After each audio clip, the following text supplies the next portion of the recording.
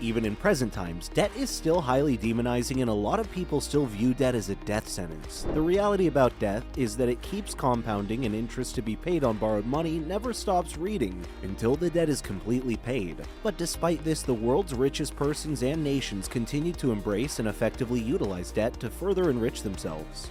To put this in perspective, the US public debt is well over $30 trillion.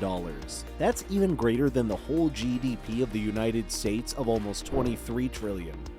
But while people still largely view debt as a rather negative thing to not be dabbed into, one fact about debt remains is that it isn't always bad. This widely spread unpopular view of debt is largely accruing from the fact that most of the debts that people have are largely bad debts, such as debts from car loans, credit cards, and of course student debt. With how quickly bad debts compound with them yielding any proportionate revenue, one is not bound to have a good view of debt, especially when the lengthy time frame for repayment is looked at. To gain a deep insight into how debt can be life-changing and yield positive outcomes by enabling you to make more money, then we must necessarily understand how the super rich, despite their big pockets, still utilize debt to further enrich themselves. Debt is essentially a powerful tool for anyone who knows how to use it, and in this video we'll be showing you just how the super rich do it and make an astounding amount of money using debt. But before we get right into it, make sure to give this video a like, hit the subscribe button, and smash the notification bell to receive updates of when we post more financially liberating and intriguing videos like this one. Ready? Let's dive in. Now, here are some simple ways rich people use debt in making themselves even richer. Number 1. The trade largely using debt. While it might sound very unusual to borrow money to start a business, rich people have mastered the act and employ it from time to time whenever they get a new business idea. They mostly do this for traditional businesses that generate daily revenue, where using debt is customarily the best option. Rich people try not to pay for the product before actually getting a hold of it. With technological advancement, big industrial countries like China now produce pretty much everything that the world needs and have their industrial warehouses stockpiled to the roof. Many of these factories are now actively looking for businesses abroad, mostly in Europe and America, to which they can load these products for payment at a future date.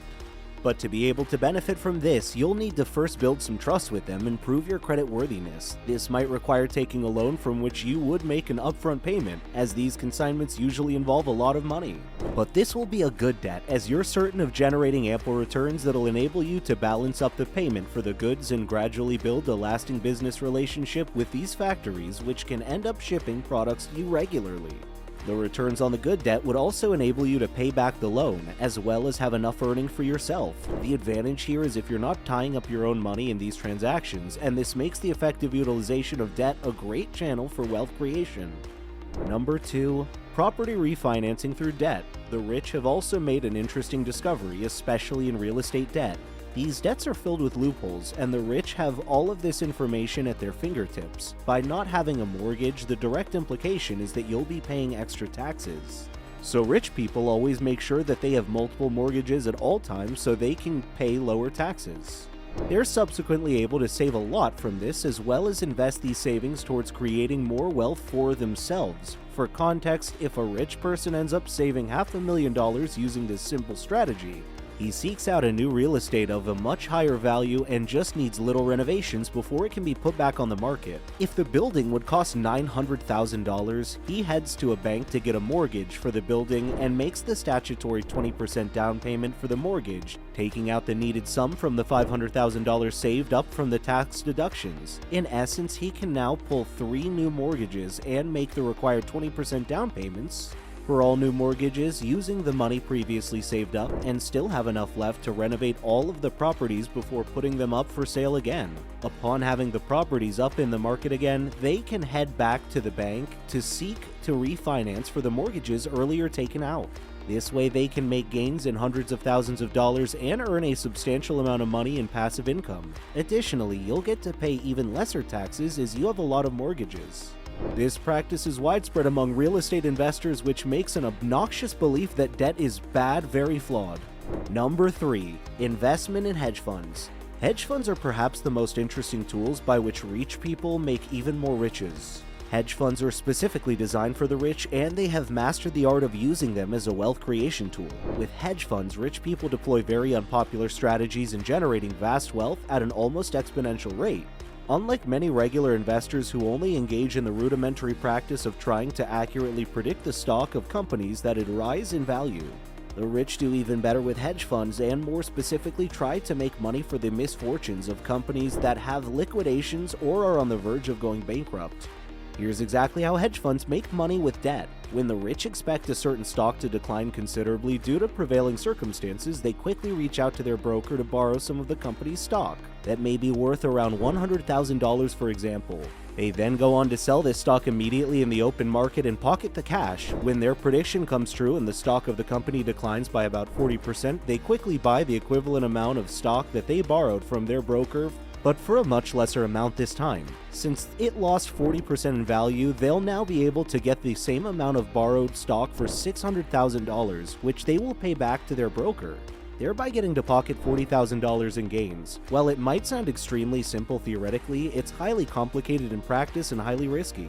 But even where the stock moves in the opposite direction of your prediction, the maximum amount that you lose is the amount you invested, which is very much still a better and safer outcome compared to the event of stock shortening that regular investors are commonly faced with and which can completely erode the value of the stock.